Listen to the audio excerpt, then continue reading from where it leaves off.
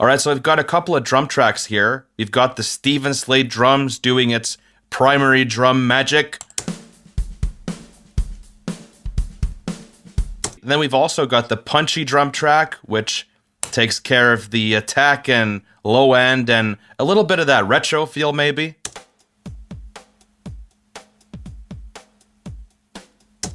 Combined, they sound like this.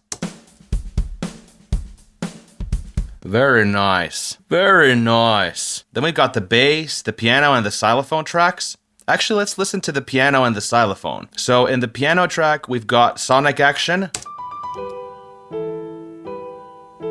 Gotta go fast. Then we've got the xylophone doing the Mario stuff.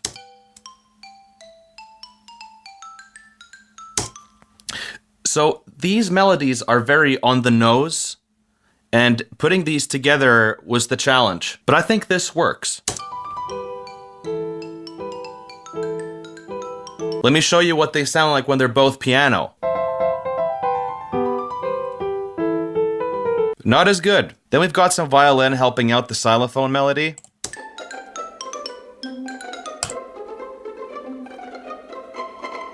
Very fun. Then we've got a bunch of simple synths that sound kind of like they're from the 80s.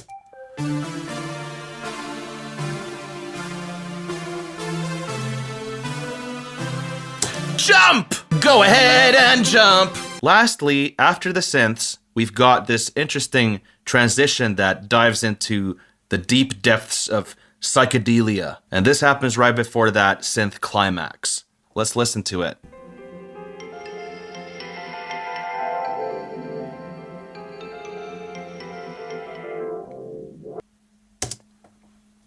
What in the world happened there? What is going on? Okay, so there's all kinds of stuff going on in this part. The music moves from your left ear to your right ear. There's lots of fluttering sounds going on in different frequencies. And in the end, the music gets sucked into a vacuum and spat right out. But to do all of these things, there's a very simple process. Once you know this simple process, you can apply that to any effect and you'll be golden and unstoppable. I'll show you what that is. So again, what I'm showing you can be applied to anything. Here we go. So this is the final track that I have with all the effects. And then we have the track with no effects. So I made this swoop effect with an EQ plugin. So it's basically the default EQ that Pro Tools has. It's the EQ3 7-band. So let's have some fun. We'll play the audio that we have, and at the same time, we will fiddle with the different frequency settings here in real time. Just like this. You press play and start to fiddle around.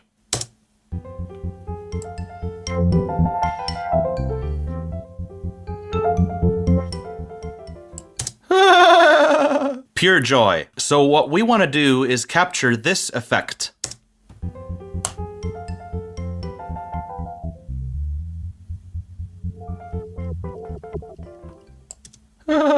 There's a few ways to do this. You can make an empty stereo track and record what you're doing from this track into the other. So let me demonstrate. We'll make a new stereo track. Go to track, new, stereo, and create. Now that we have our stereo track, we can make our audio go into a virtual cable or a bus. We'll go to output, bus stereo 1, and then we're going to go to the input of the empty audio track, bus stereo 1. Great. Let's solo both of these tracks, press record enable on the empty track, and start recording. Boom.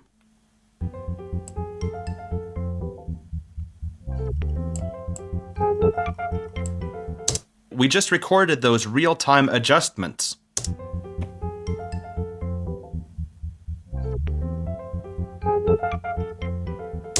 Sounds great. Let's move on to another way to do this, and this is the one that I do more often. We're going to open the EQ. What we're going to do now is drag our mouse to the part where it says auto, click on the icon here, and you'll get a list. Let's move the window with the list to the left. And our goal is to find this blob on our list.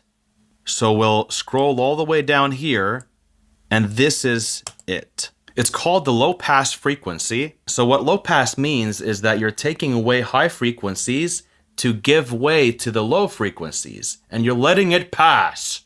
You shall pass. That's a low pass filter. But here it says low pass frequency. What does the frequency part mean? Well, we're moving this blob from here to here. You are adjusting and moving the frequency around. So that's what it is. Once we've got that, we're going to add it and click OK. Almost there. Now we're going to close this window and go all the way down here where it says wave or waveform. Click on that. Go down here, low pass frequency. Click on that. So what have we done here? We have made the blob in your EQ adjustable. And this is one way that you can adjust this. You can take the pen tool and you can do this. Oh, geez. Let's listen to it.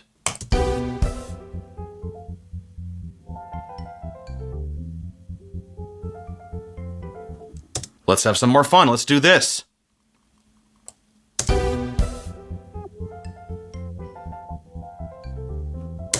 Whoa, why does it sound like that? I'll show you.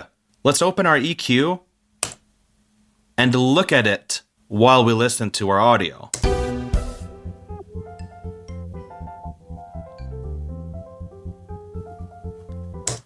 What did we do here? We selected a part of the EQ plugin to be adjusted. You can basically choose any part of the EQ to do what you want. And this is called automation. Bury this in your minds. Automation. With automation, you can take this blob and make it go like this if you want. You can change the volume of the EQ to do this. You can take this and do that. You can simply draw it the way that I did. Or you can also take the glove tool and put in dots and move those around. We can open up the EQ and take this knob and make it adjustable with a MIDI controller, which is essentially this keyboard here. You can fiddle with a setting here with a knob or a fader. Automation is the reason I can make sound go from left to right like this. Automation is the reason I can have there be more reverb and less reverb within milliseconds. Automation, automation, automation. Automation solves all your problems. Still gotta hear this.